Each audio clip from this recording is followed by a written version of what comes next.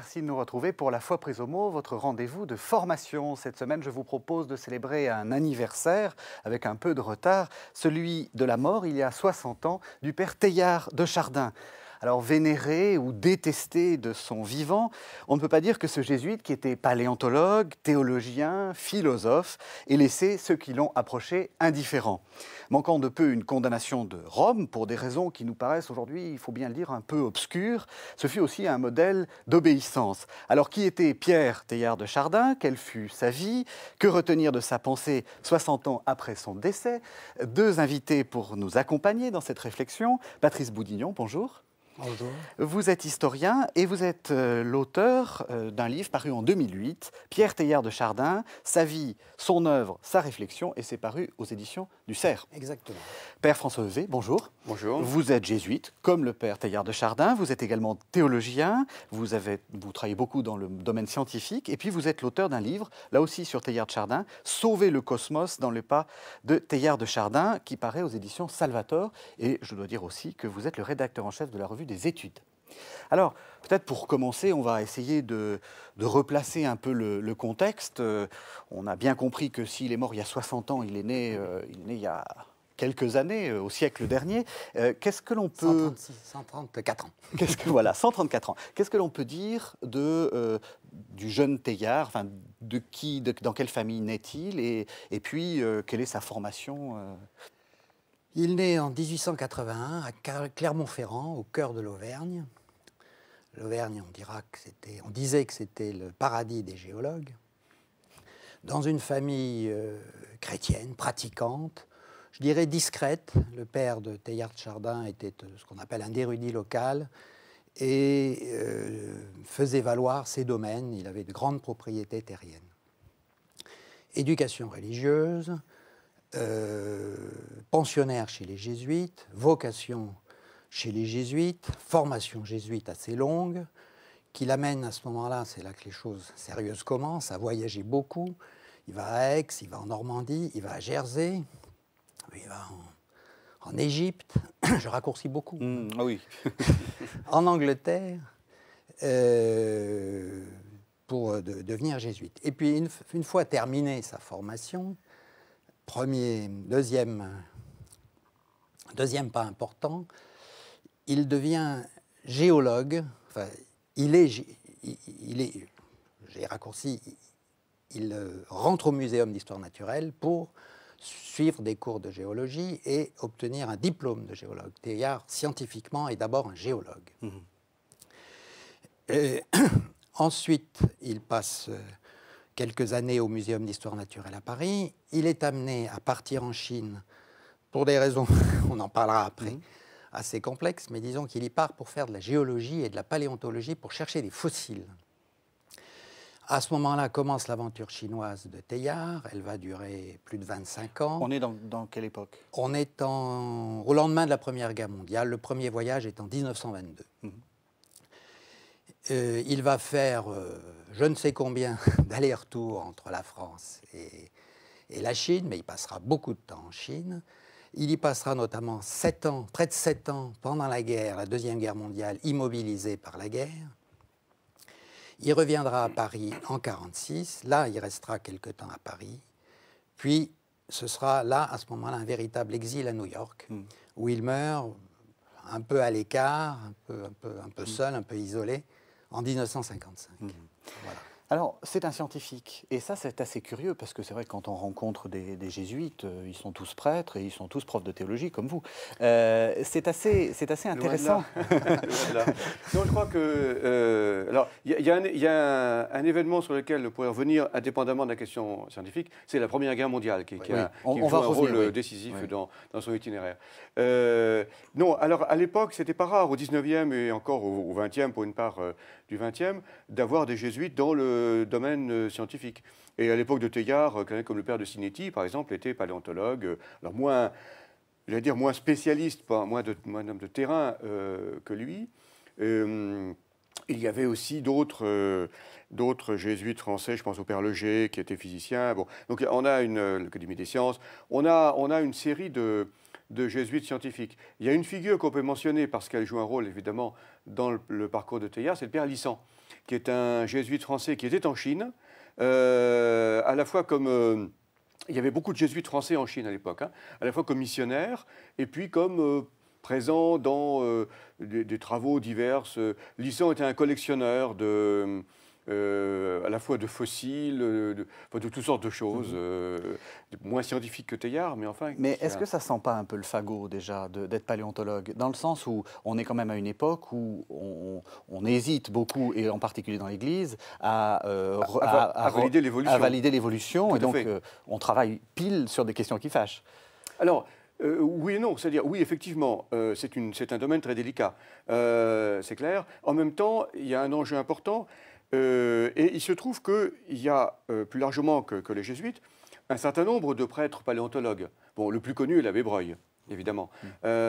L'Institut de paléontologie humaine, où Teilhard a eu son bureau, qui existe toujours, je crois me souvenir qu'il y avait 4 chaires au départ, dont 2 ou 3, je ne sais plus, étaient tenus par des prêtres. L'abbé Breuil, l'abbé Obermeier, un Autrichien, je crois bien, et puis un troisième, je ne sais plus. Enfin, en tout cas les prêtres dans la paléontologie étaient assez nombreux. Et Teilhard, bien sûr. Et c'est assez curieux comme topographie. Donc, il y a un côté aussi un peu apologétique, c'est-à-dire le fait d'être paléontologue dans une certaine crédibilité pour montrer une évolution qui peut-être va vers Dieu. Enfin, toutes ces affaires sont un peu mêlées, quoi. Mais pour dire que des prêtres, voire des jésuites, dans le domaine scientifique et dans la paléontologie, ce n'est pas une exception. Alors, je voudrais qu'on revienne sur la guerre. C'est vrai que cette Première Guerre mondiale joue un rôle, bon, évidemment, c'est un événement majeur hein, dans le siècle, mais joue aussi un rôle tout à fait important pour Teilhard, et puis pour tout un tas de gens, tous les théologiens du Concile de Vatican II, Lubac, ont tous été marqués par la guerre. Qu'est-ce qui se passe pour Teilhard ? La guerre, je dirais, va évidemment prendre Teilhard à bras-le-corps, pour dire. Il est brancardier pendant la guerre. Il est infirmier et il fait une belle... Enfin, il fait montre de beaucoup de courage en allant chercher souvent des blessés sous le feu. Donc la conduite de Teilhard est exemplaire. Il restera caporal toute la guerre. Il déclinera les distinctions. Donc ça, c'est le premier point. Il a la chance, pas une égratignure. C'est un cas. Contrairement à Lubac, par exemple. Contrairement à beaucoup, et contrairement surtout à ses frères. Il perd 2 frères pendant la guerre, et les 2 autres sont blessés. Enfin, de dire que toute la famille souffre, sauf lui. Bon. Pendant la guerre, c'est important pour qui étudie Teilhard, parce que c'est le premier recueil de correspondance avec une cousine qu'il aimait bien, philosophe elle-même. On ne va pas parler de sa cousine, parce qu'on n'aura pas le temps. Mais il entretient une correspondance très soutenue qui a été publiée par cette cousine et qui est très intéressante. Bon. Teilhard raconte très bien la guerre, enfin très bien, il raconte de façon très vivante sa vision de la guerre. Et là, et il ébauche un peu ce qui sera sa réflexion. Mais enfin, les lettres en elles-mêmes ne suffiront peut-être pas à expliquer tout ça. Mais pourquoi ? Parce que c'est confronté à l'horreur, il pense quelque chose. Enfin, je veux dire, la pensée de Teilhard, pour vous, elle naît de la paléontologie, elle naît de ses études scientifiques, ou elle naît aussi de la guerre ? Alors vous allez me dire les deux. Elle naît de... Il y a 2 choses. Il y a la formation. Teilhard, et comme Obélix était tombé dans la potion magique, je dirais, il est tombé dans le christianisme à 2 naissances. Sa famille était très pratiquante, sa mère était très pratiquante. Il est chrétien, il est catholique. C'est comme ça. Et ça lui tient au corps. C'est viscéral. Deuxième chose, plus tard, il a une vocation de géologue. Il devient géologue, sans doute par goût, parce que son père lui a appris, était herborisé, on se promenait. Le père Teilhard promenait ses enfants dans la nature et leur montrait, leur apprenait à observer. Et en Auvergne, patrie des géologues. Et devenant scientifique géologue, il le dira dans une note célèbre, dont on reparlera plus tard, il ne va pas voir le paradis terrestre dans la géologie. Il ne va pas voir l'histoire sainte. Il va voir qu'il y a quelque chose qui ne va pas. Et au lieu de faire comme beaucoup, qui découvrant les contradictions entre la foi et le monde, jette la foi aux orties et pense à autre chose. Lui, non, il veut absolument faire coïncider la foi avec sa connaissance scientifique. Donc il va prendre ses connaissances scientifiques, on les résumera tout à l'heure, il va prendre sa foi et il va vouloir rassembler les deux, je dirais, presque à la force du poignet. Et c'est là que se situera l'acte de foi de Teilhard, qui propose une intelligence de la foi chrétienne. La foi chrétienne reste la même, si vous voulez. Mais il a une façon son acte de foi se situe à un endroit un peu différent. D'où la guerre va lui permettre peut-être de prendre conscience. Parce que, comme le disait quelqu'un qui l'a beaucoup étudié, le père Baudry, pendant la guerre, il a eu le temps de penser. Teilhard était très actif, il n'avait pas le temps de beaucoup de réfléchir dans ses études, tous ces mouvements qu'on a vus, il avait beaucoup à faire.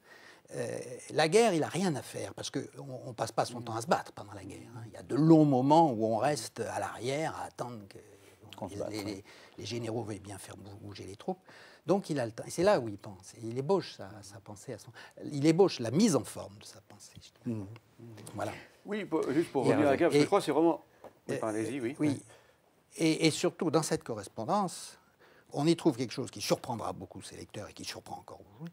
C'est une certaine, je ne dirais pas magnification de la guerre, mais idéalisation de la guerre.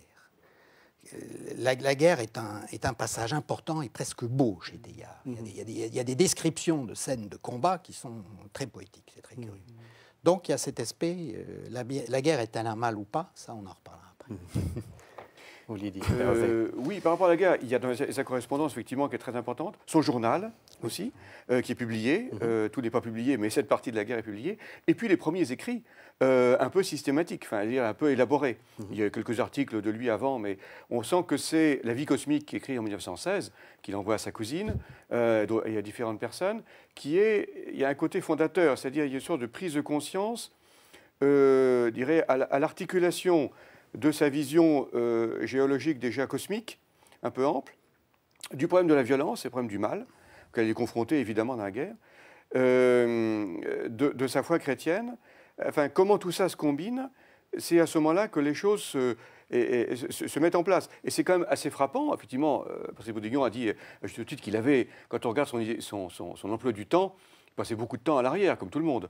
Donc il avait le temps de penser et d'élaborer une quinzaine de textes qui ont été rassemblés dans le titre « Écrit du temps de la guerre », qui sont vraiment, qui portent à la fois sur sa vie intérieure, très mystique aussi, le milieu mystique en particulier, sur le front. Alors effectivement, la nostalgie du front, qui est un grand texte, qui est assez étonnant. Il voit dans ces masses en affrontement quelque chose comme l'engendrement d'un monde nouveau. C'est-à-dire au-delà finalement de la destruction d'un monde, parce que pour beaucoup, et pour lui en particulier, la guerre de 14 signe l'effondrement d'un monde. Et peut-on voir au-delà de l'effondrement d'un monde la naissance de quelque chose de nouveau? Il avait raison, d'une certaine façon. Oui, il était assez prophète. Et ça, c'est très intéressant, je trouve, à repérer. Il y a vraiment de fondateurs. Je trouve que pour rentrer dans la pensée de Teilhard, il faut commencer par les écrits du temps de la guerre. Parce que c'est vraiment ça, c'est vraiment le moment fondateur, à mon sens.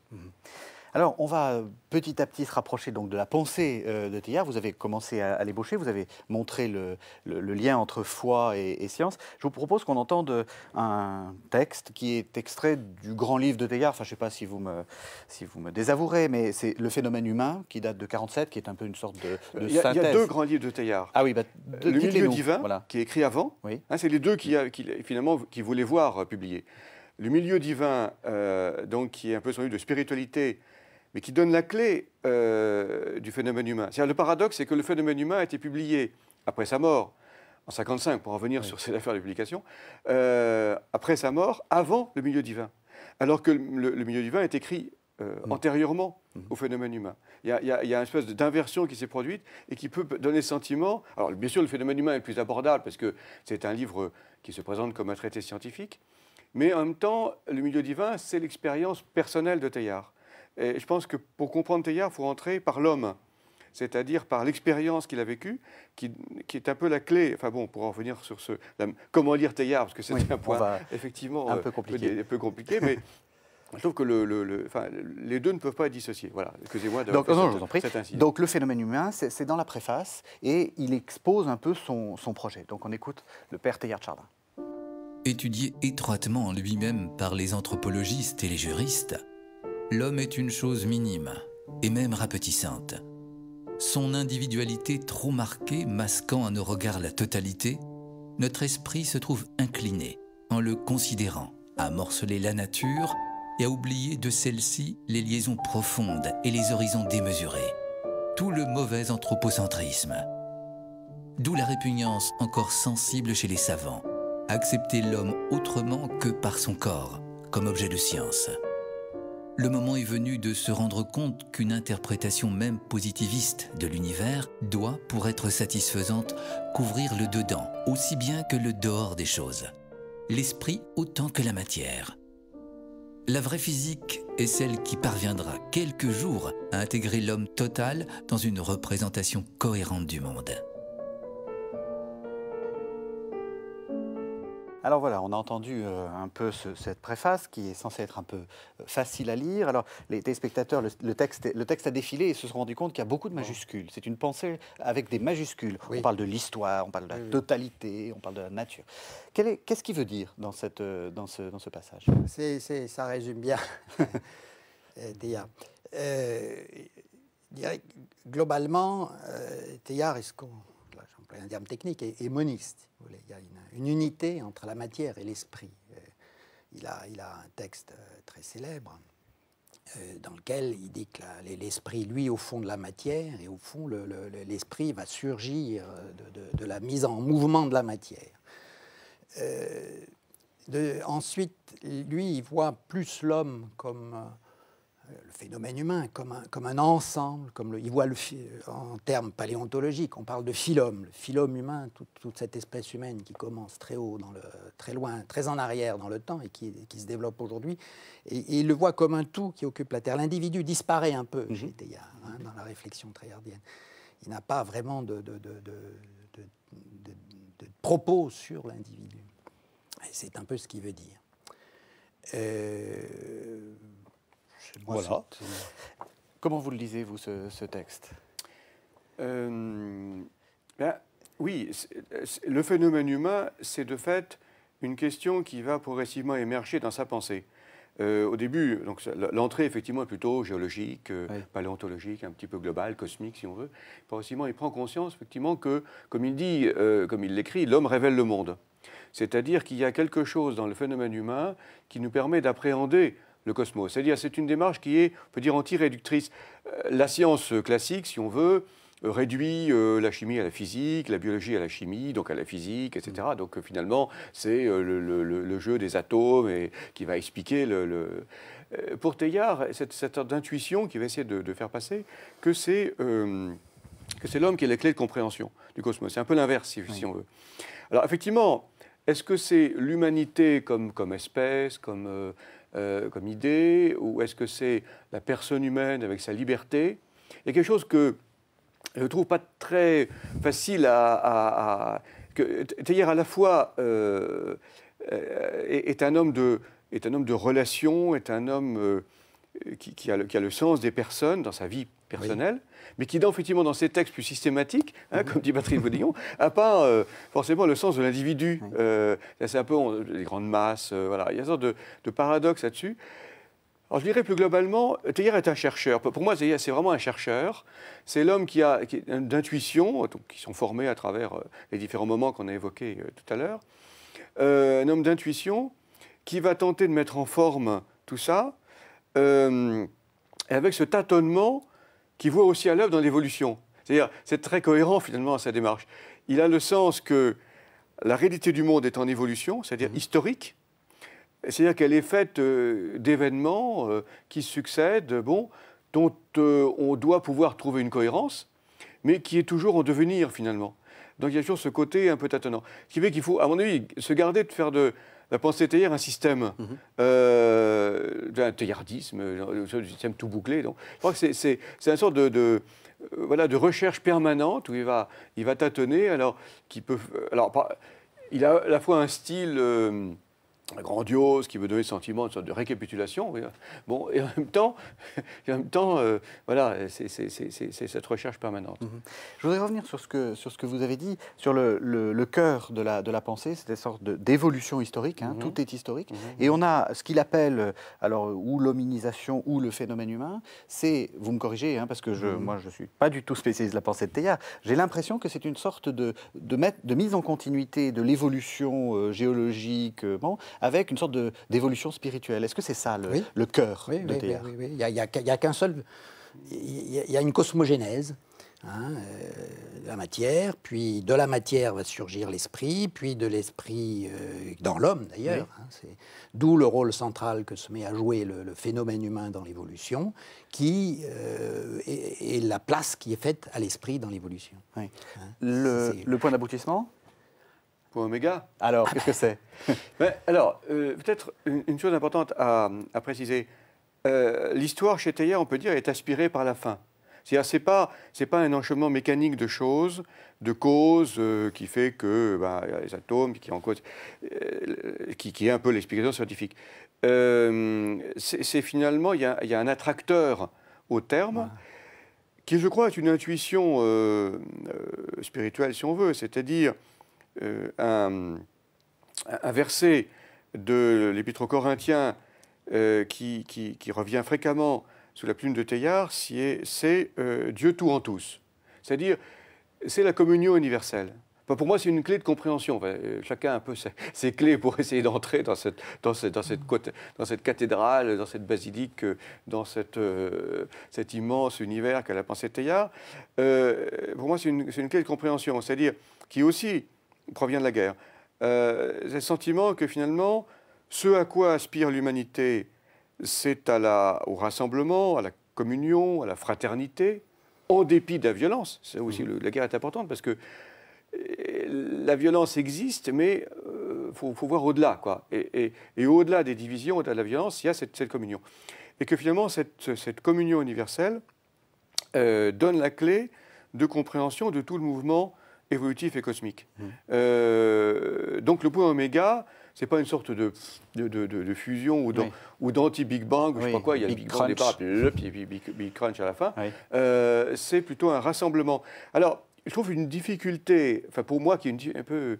J'aurais aimé lui poser la question s'il l'avait rencontré, c'est un peu tard maintenant, 60 ans après, j'arrive un petit peu tard dans l'histoire, c'est de dire, mais comment il arrive finalement à combiner cette sorte d'attracteur un peu gravitationnel qu'est le point oméga et la liberté de la personne humaine dont il est, je crois, auquel il est profondément sensible, à laquelle il est profondément sensible. C'est-à-dire, la personne humaine est profondément libre. Alors, il le dit, hein, il parle beaucoup de risques, il parle beaucoup de tâtonnement, il parle beaucoup justement que le progrès n'est pas absolument assuré. Il y a ce double mouvement qui n'est pas forcément facile à c'est effectivement, il y a cette attraction qu'évoquait Franck Sauvé, ce point oméga qui pas vraiment attire, mais qui... Donc c'est quoi? C'est la fin de l'histoire? C'est la fin suite de l'histoire. D'accord. Je sais pas si et est-ce qu'on peut dire, c'est quoi? C'est Dieu? Oui, alors c'est là... mais les enchaînements existent aussi, hein, c'est ça la difficulté, c'est qu'il y a les enchaînements de l'évolution. Le darwinisme, la sélection naturelle, il est tout à fait attaché et ouvert et est un paléontologue Et en même temps, il y a... Alors les créationnistes peuvent s'emparer de la chose, oui. Teilhard est créationniste. Non, il n'est pas créationniste, parce que, comme le dit François Vey, il y a bien la liberté. Et c'est là la difficulté. L'individu est libre chez Teilhard. Il est libre. Il peut faire toutes les bêtises qu'il veut. La grande bêtise, la grande horreur de la Shoah, hein, pour prendre un peu le sommet, a fait l'objet d'un bref débat dont on a des témoignages. C'est pas Teilhard qui le raconte, ni Gabriel Marcel qui était en face. Gabriel Marcel lui dit vous croyez à la bonté, vous croyez au bien, mais il y a eu la Shoah. Et Teilhard a eu cette réflexion qui peut paraître épouvantable. Pour que l'homme soit parfaitement homme, il faut qu'il ait tout tenté. Donc Teilhard dit on va faire n'importe quoi à l'échelon individuel. Ce sont des individus qui ont fait la Shoah, c'est pas l'humanité. Et l'humanité a corrigé cette Shoah. Alors évidemment l'histoire nous montre la correction Donc, il pousse jusqu'au bout cette logique du raisonnement. L'individu peut faire le mal, mais c'est corrigé par la masse humaine. Mais la masse humaine en tant que telle, parce que l'évolution dit progrès. C'est ça. Elle progresse. C'est profondément un optimisme. C'est profondément un optimiste. Et il a cette phrase très belle dans une de ses lettres. À Léontine Zanta, il lui dit, mais au fond, tout progresse sous l'action du bien, et la matière se plie au bien comme la cire se plie à la chaleur, au moulage avec la chaleur. Voilà le mal. Alors, mais ça laisse la place au mal individuel. Et Teilhard, là, n'a pas beaucoup de réponses. Il fait confiance. Ben oui, c'est le problème des philosophies optimistes. C'est-à-dire qu'il a... Alors, en même temps, encore une fois, il a vécu la guerre de 14 de l'intérieur. Il était à Verdun, il n'a pas vécu de l'état-major. Il a vécu vraiment... Il était dans les tranchées. Donc, d'une certaine façon, il n'a pas... Alors, la Shoah, il a vécu, comme a rappelé Patrice Boudignon, il a vécu l'occupation japonaise à Pékin. Mais il l'a vécu, il en a souffert, mais enfin, il n'a pas été déporté, il n'a pas été arrêté. Bon. Et donc, il dirait, pour lui, à certains égards, la Shoah est plus abstraite que la Première Guerre mondiale. Mais la Première Guerre mondiale, c'était déjà le mal, sinon absolu, je me méfie un peu l'expression mal absolu, mais enfin, en tout cas, un mal profond, radical, qu'il a vécu. Il avait déjà, on peut dire, traversé cette expérience. Donc, pour lui, même, une chose comme la Shoah ne met pas en question cette espérance. Je préfère parler d'espérance, même si lui, on peut le mot optimiste. Espérance. Mais en tout cas, je préfère parler d'espérance. Cette espérance que le bien, la communion, la fraternité l'emportera. On peut dire, par rapport à la Seconde Guerre mondiale, bon, il y a eu la Shoah, il y a eu tous les massacres, etc., mais il y a eu la construction européenne, il y a eu la réconciliation franco-allemande, quand même durable. Bon, alors... Même si la construction européenne, actuellement, quelques difficultés. des difficultés, il y a quand même... Enfin, voilà, je pense qu'il faut tenir au moins cette ambivalence de l'histoire. Et pour Teilhard, ce regard positif, c'est ce qui nous permet d'agir pour que l'histoire continue à progresser. C'est-à-dire, si je désespère de l'histoire... Si je considère comme son ami Boussac, par exemple, en Première Guerre mondiale, collègue géologue de Lakato, qui va mourir du reste, pour qui vraiment c'est la fin de l'histoire, parce qu'il n'y a plus rien à attendre de l'humanité, voilà, à ce moment-là, je suis paralysé. En fait. À quoi bon entreprendre pour améliorer l'humanité si je suis persuadé que tout ça conduit à la catastrophe? Donc, le fait d'être optimiste, même s'il y a, on peut dire, une part de naïveté, m'encourage à travailler pour favoriser ce progrès humain. Alors je reviens sur le fameux point oméga, qui est donc le point vers tout converge, vers quoi tout converge. C'est quoi? C'est Dieu, c'est le Christ, c'est la fin de l'histoire? C'est le corps du Christ, si vous voulez. Donc c'est l'Église. Il confond... Il ne parle pas beaucoup de l'Église, Teilhard. Il parle plutôt du corps du Christ. Non, mais de l'Église, pas au sens du Vatican. Non, j'ai bien compris. C'est le corps du Christ. C'est la dimension extrême du Christ. Si vous voulez. Pour Teilhard, le Christ est plus dans cette vision globale de l'humanité achevée, ou en achèvement, que l'homme terrestre, si vous voulez. Et alors, c'est de l'ordre de la récapitulation, comme les vieux penseurs, enfin, qu'on trouve déjà dans l'Épître aux Éphésiens et chez Origène. C'est l'idée que tout a été lancé dans le cosmos et tout va revenir tout à fait. vers Dieu. Oui, c'est la récapitulation de l'Épître aux Éphésiens. Enfin, là, le modèle, encore une fois, est très paulinien. C'est vraiment tout en Christ. Les grands textes, peut dire, bibliques. Teilhard n'est pas un exégète de la Bible, mais il a quand même quelques repères intéressants. Donc, c'est l'Épître aux Éphésiens, l'Épître aux Colossiens, j'ai cité l'Épître aux Corinthiens, Dieu tout en tous, et le prologue de Jean. Il y a quelques textes comme ça qui sont des textes justement de synthèse qui sont marquants pour lui. Pour conclure sur cette question disons, du regard par rapport à la souffrance et au mal, je vous propose qu'on entende un deuxième texte. Alors c'est un texte un peu particulier parce que c'est un texte qui est une préface, c'est pas un écrit, j'allais dire, de réflexion, même s'il y a une réflexion tout à fait intéressante. C'est la préface à un livre que sa sœur, Marguerite Marie Teilhard-Chardin, avait écrit. Marguerite Marie Teilhard-Chardin elle était paralysée, je crois. Enfin, elle avait une grave maladie et elle a passé sa vie dans son lit. Et voilà ce que dit Teilhard, justement, on va l'écouter. Donc c'est la préface que donne Teilhard de Chardin à l'énergie spirituelle de la souffrance de sa sœur Marguerite-Marie Teilhard de Chardin. Pour un observateur parfaitement clairvoyant et qui regarderait depuis longtemps de très haut la Terre, notre planète apparaîtrait d'abord bleue de l'oxygène qui l'entoure, puis verte de la végétation qui la recouvre, puis lumineuse de la pensée qui s'intensifie à sa surface, mais aussi sombre, toujours plus sombre, d'une souffrance qui croît en quantité et en acuité au même rythme que monte la conscience au cours des âges. Oui, plus l'homme devient homme, plus s'incruste et s'aggrave dans sa chair, dans ses nerfs, dans son esprit, le problème du mal à comprendre et du mal à subir.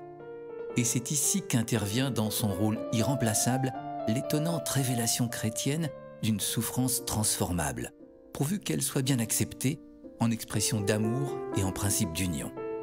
Oui, vraiment le miracle, constamment renouvelé depuis 2000 ans, d'une christification possible de la souffrance. Ô Marguerite, ma sœur, pendant que, voué aux forces positives de l'univers, je courais les continents et les mers, passionnément occupé à regarder monter toutes les teintes de la terre, vous, immobile, étendu, vous métamorphosiez silencieusement en lumière au plus profond de vous-même les pires ombres du monde. Au regard du Créateur, dites-moi lequel de nous deux aura-t-il eu la meilleure part ?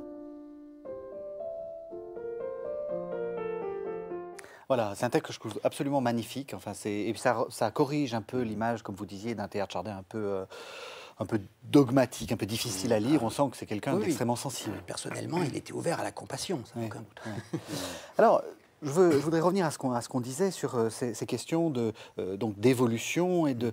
Est-ce que vous diriez qu'un scientifique actuel signerait ces choses-là? Est-ce que pour vous, ça a encore une valeur scientifique, ou est-ce que ça aide à penser la science?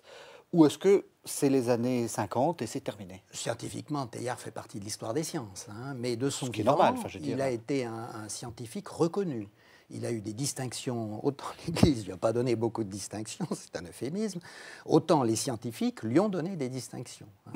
Il sera membre correspondant de l'Institut des sciences, il a eu une médaille américaine, l'Académie des sciences. Enfin, il est un scientifique reconnu. Et on le voit bien dans sa correspondance, il est en correspondance avec le monde scientifique paléontologique à l'époque est beaucoup plus restreint, il en fait partie indéniablement. Ce côté-là, il n'y a aucun... Et ce qu'il a dit est très correct, n'est pas remis en cause, simplement ça a vieilli. Oui, ce qui est normal. Est-ce que ça aiderait, alors peut-être pas le scientifique, mais celui qui veut penser la science encore, cette pensée-là? Est-ce que ça permet de faire le chaînon manquant, si vous voulez, entre le matérialisme scientifique et une forme de spiritualisme?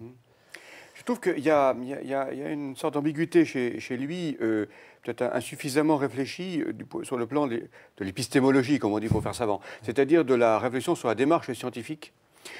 Il cherche, on a entendu, à faire une sorte de science de l'homme, enfin de faire de l'homme un objet de science, en distinguant le dehors, c'est-à-dire la vision objective de l'homme, et le dedans, la dimension plus existentielle. Bon, peut-on faire une science du dedans, de la subjectivité, sans l'objectiver? Je trouve que là, il y a quelque chose qui n'est pas forcément plutôt intéressant. Enfin, il y a une amorce très intéressante, c'est justement son désir de ne pas séparer, séparer radicalement ce qui serait de l'ordre de scientifique, objectif, etc., de ce qui serait de l'ordre plus philosophique, métaphysique, etc., mais vraiment dans deux domaines qui s'ignorent. Là, essayer de penser ensemble, et encore une fois, c'est justement l'homme clé de compréhension du monde, c'est comment l'expérience humaine permet de comprendre le monde. Mais ça, je dirais, bon, il amorce quelque chose d'intéressant, mais qui demanderait à être réfléchi davantage sur le plan de la réflexion sur la science, enfin de l'épistémologie. Et puis sa vision de l'évolution progressive, tendant vers l'homme, etc., ça évidemment pose pas mal de questions aux darwiniens convaincus. Enfin là, il faudrait évidemment poser la question à un biologiste ou un paléontologue pour avoir l'opinion actuelle, disons, de la communauté scientifique sur cette vision-là. Mais là, c'est plus problématique. Enfin, là, on a une vision aujourd'hui beaucoup plus buissonnante de l'arbre évolutive, de l'arbre de l'évolution. Bon, enfin, ça, je ne vais pas trop entrer dans les détails. Oui, vous voulez dire que la façon dont il voit une sorte de continuité, alors que maintenant, on voit qu'il y avait des coexistences entre des groupes humains, des races humaines différentes. C'est plus buissonnant. Lui, il voyait des convergences. Bon. Là il faudrait laisser des scientifiques débattre de la question. Est-ce que ça peut aider le chrétien à avoir une vision de la science qui lui permette de se réconcilier d'une certaine façon avec la science? Oui, je pense que là, oui, pour le coup, le fait de ne pas vouloir séparer radicalement ce qui relève de la foi, de l'expérience radicalement personnelle, qui reste radicalement personnelle, mais justement, qui n'est pas absolument séparé du travail scientifique comme tel. Là, il y a quelque chose qui, effectivement, reste, je trouve, pertinent pour nous aujourd'hui. Vous êtes d'accord? Je suis d'accord. Bon, alors maintenant, on va enfin aborder les questions qui fâchent. Parce que vous l'avez dit plusieurs fois, Patrice Boudignon, Teilhard a été un peu en délicatesse avec l'Église. On a parlé de condamnation, on a parlé de... Enfin, disons qu'il y avait quelques problèmes. Alors, de quoi s'agit-il? Quel est le fond de la question qui a un peu heurté, à part la question paléontologique, qui a heurté les théologiens du Vatican? Enfin, du Vatican, et peut-être pas que du Vatican d'ailleurs. C'est une longue histoire. Ça commence avec une note sur le péché originel, où Teilhard disait que dans la terre, il ne trouvait pas trace du paradis. C'est un peu, j'exagère un peu, mais c'est ça à la base.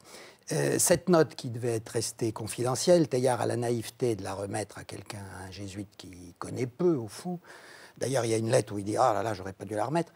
Et cette lettre, évidemment, arrive au Vatican et il se fait convoquer par ses supérieurs, Teilhard, je résume, et il reçoit un avertissement de ne plus avoir à s'occuper de ces questions-là.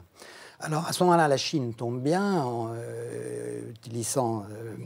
Émile Licent lui propose de venir l'aider. Il part en Chine, il va y rester très longtemps, à faire des allers-retours. Il espère que, pendant ce temps-là, les choses se calmeront à Rome. Rome espère qu'il se fera oublier. Et rien, ni l'un ni l'autre, les choses en restent en l'état. Et tout s'aggrave assez brutalement au lendemain de la guerre, quand il revient à Paris, où il prend la parole en public, il critique la hiérarchie, et là, à ce moment-là, il reçoit un ordre de se taire et de partir, de se retirer. Et c'est là où il part à New York. Alors, donc il obéit. Ah, il obéit. Ah, ben ça, il est jésuite. Hein. Oh, vous savez, il y a des jésuites qui ruent dans les brancards aussi. Hein. Oui, non, mais... ce que je veux dire, c'est que par rapport à... Alors, il est un peu plus jeune que la grande génération moderniste des Loisy, qui, finalement, promettent de se taire, mais ne se taisent pas. Donc, lui... Il y a un peu de ça, mais il n'arrivera pratiquement pas à se faire publier, si vous voulez. D'accord. Hein. Et au lendemain de sa mort, ses écrits sont publiés massivement par sa secrétaire.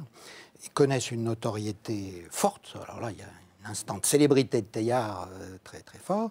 Et le Vatican émet en 1962, ou 61, enfin 62. Quelques années, 62, un avertissement. L'avertissement, le texte est assez dur. Hein, il dit il y a des errements, c'est critiquable, c'est des faussetés, enfin, terme très dur. Ce monitum sera réitéré 20 ans après par l'Osservatore Romano, pour dire, parce qu'il y avait des débats avec Vatican II, non, Teilhard n'est toujours pas d'actualité, veuillez vous abstenir de lire Teilhard. Pas une interdiction, mais quand même. Donc il y a une condamnation.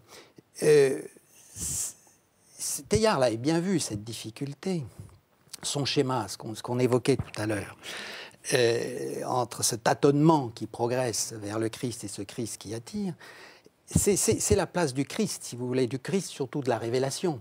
La révélation chrétienne part de l'homme-dieu, fils de Dieu, hein, et Teilhard, cette place de l'homme-dieu, fils de Dieu, il ne sait pas très bien où la mettre dans son schéma. Il y a quelque chose, il dit, le Christ, c'est le Christ du point oméga qui enveloppe tout, qui est complet, qui est à l'échelle du cosmos, et il ne laisse pas... il y a une mauvaise place pour le Christ de la Révélation, enfin de l'histoire.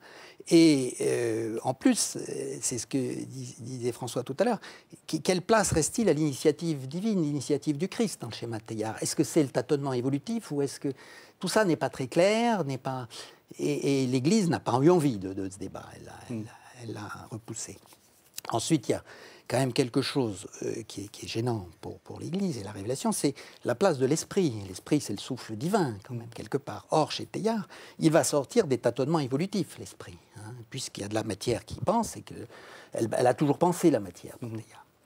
Donc, c'est difficile à comprendre. Et puis, il y a un troisième point qui est important, dont on a peu parlé, c'est que Teilhard il a d'ailleurs écrit un texte qui s'appelle « La mystique de la science ». Il a foi dans le progrès scientifique. Il y a des pages sur le progrès scientifique qui sont absolument fortes.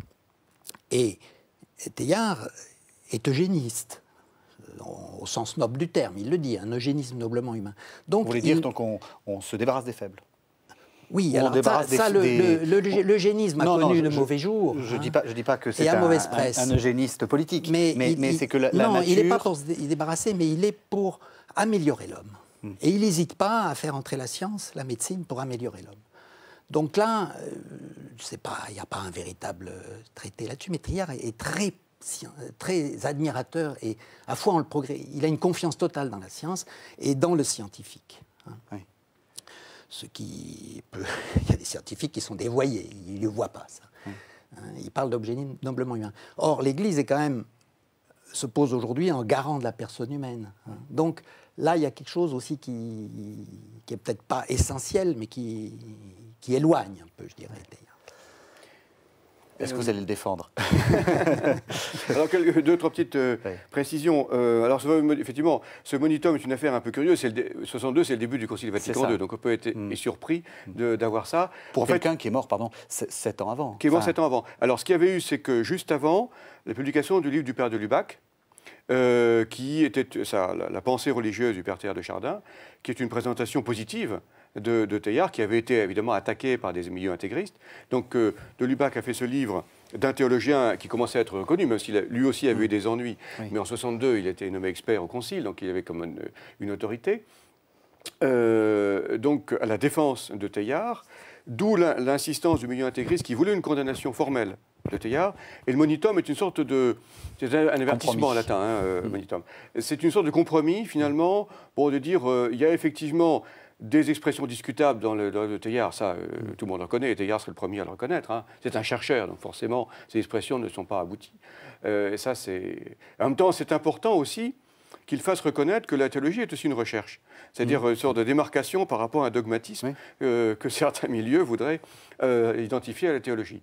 Donc ce monitum a une fortune effectivement un peu, avec des va-et-vient selon les autorités qui la reçoivent. Bref, c'est une histoire un peu compliquée. Alors, pour terminer sur l'actualité récente, l'encyclique Laudato Si de François est le premier texte d'encyclique d'un pape à citer Teilhard favorablement. C'est intéressant à relever. Est-ce que Paul VI l'avait cité de manière un peu ambivalente? Bon, voilà. Alors, pour revenir carrément en arrière, ce qu'il faut aussi comprendre, c'est que le texte donc, sur le péché originel, qui est un texte privé, 1923, c'est en pleine crise moderniste, ou en plein rebondissement de la crise moderniste.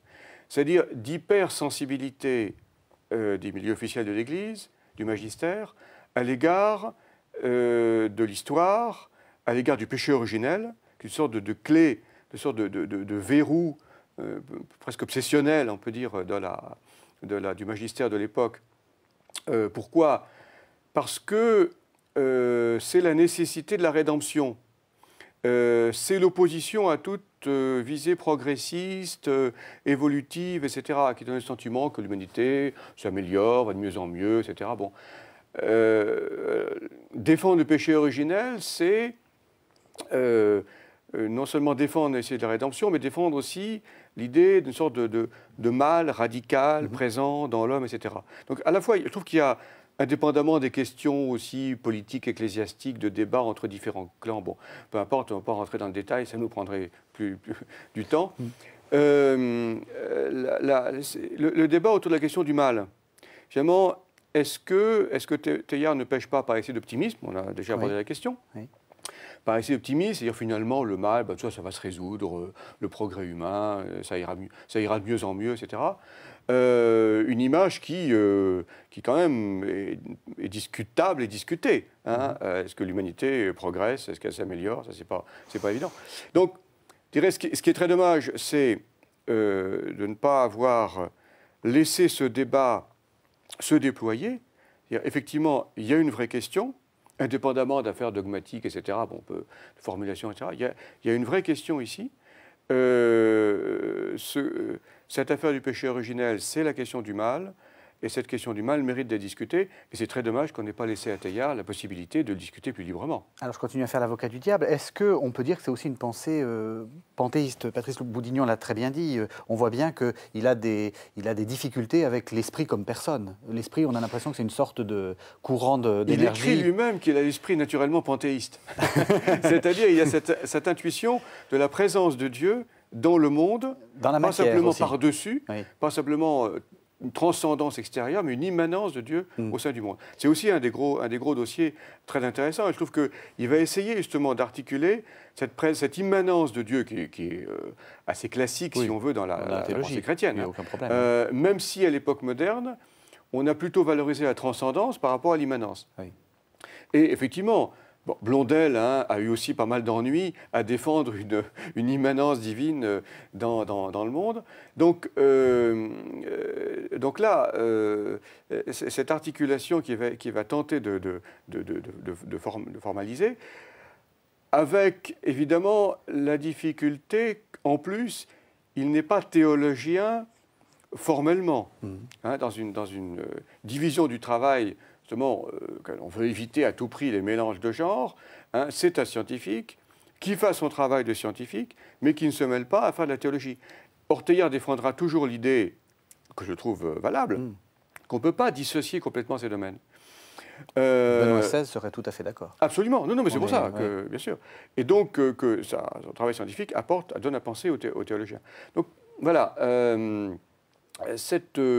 Alors, ces tentatives, effectivement, là aussi, on peut discuter ces formulations. Bon, si on isole des phrases, on peut leur faire dire beaucoup de choses. Si on prend sa pensée dans son ensemble, elle reste profondément inspirante pour essayer d'articuler toutes ces questions. Donc, il a le mérite de soulever toutes ces questions énormes. Bon, et puis après ça, maintenant, débrouillez-vous avec, essayez de penser avec ça. Quoi. Ouais. Alors, on arrive à la fin de l'émission et j'ai envie de vous poser à l'un et à l'autre une question sur comment lire, finalement, Teilhard de Chardin, par quoi commencer. On a l'impression, et vous l'avez dit l'un et l'autre, c'est une pensée foisonnante. C'est une pensée qui n'est pas forcément très facile. Enfin, je veux dire, la syntaxe, la rhétorique, c'est quand même assez difficile. Oui, il y a un style. Il y a un style qui est un peu lourd. Qu'est-ce que vous conseillerez? Comment rentrer dans Teilhard de Chardin? En lisant la biographie. Alors, vous l'avez dit, non, mais c'est-à-dire en lisant des biographies, parce que c'est vrai que c'est une manière aussi de rentrer dans une œuvre par l'homme. Il y a une vie passionnante qui sert de support, si vous voulez, donc c'est toujours ça. Puis on donne des extraits, de le lire par extrait, si vous voulez dire de lire des textes. Teilhard n'a jamais eu le droit d'être publié, parce qu'il demandait l'autorisation. Il ne l'avait pas. Ses livres, parce qu'il y a pas mal d'articles publiés. Il a publié des articles, mais enfin, oui, c'est vrai. Dans l'étude, dans la revue des questions scientifiques. Enfin, c'était quand même très restreint. Et il n'a jamais eu en face de lui l'opinion des lecteurs, si vous voulez. Oui. Donc, ces livres manquent un peu d'achèvement, de mise en forme. Je ne parle pas, la langue est bien écrite, enfin, le style est bien écrit, tout ça. Mais, et puis, il le dit tout le temps, il y a plus de 200 essais de Teilhard. Chaque fois qu'il termine, et dès qu'il en a terminé un, il dit « Ah, il faut que il est toujours à la recherche. » Alors, par lequel commencer? Voilà. Je n'ai pas...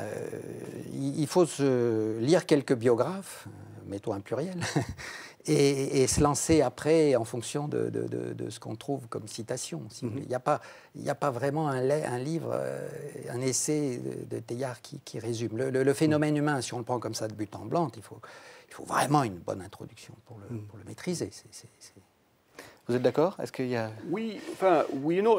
Oui, ça dépend. Alors après ça dépend du type de lecteur. Est-ce qu'il est plutôt scientifique, plutôt mystique? Sa correspondance, je trouve, différentes correspondances. On a publié récemment la correspondance à ses amis béguins, la correspondance, les lettres de voyage qui étaient un peu plus générales, y compris des lettres à sa cousine. Les écritures de la guerre, je trouve, pour moi, ça a été important. Le milieu divin, je trouve, est un texte qui est souvent très fort. Bon, le phénomène humain peut-être plus difficile d'abord. Voilà, je pense qu'en fonction, je dirais, des personnes, il y a différentes entrées. Hein.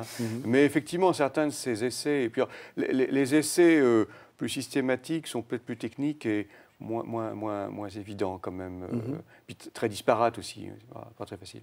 Enfin, voilà, il y a un ensemble, il faut essayer, tâtonner, et puis...